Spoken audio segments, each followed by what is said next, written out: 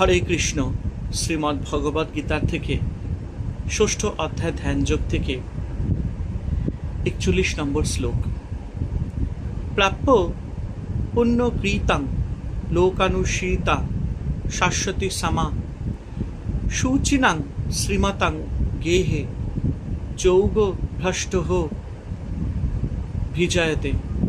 অর্থাৎ এই শ্লোকে ভগবান শ্রীকৃষ্ণ বলছেন, যোগভ্রষ্ট ব্যক্তি পুণ্য আত্মাগণে প্রাপ্য লোক অর্থাৎ স্বর্গাদি উচ্চলোকে বহুকাল বাস করে পুণ্য সদাচার সম্পন্ন ধনীর গৃহে জন্মগ্রহণ করেন।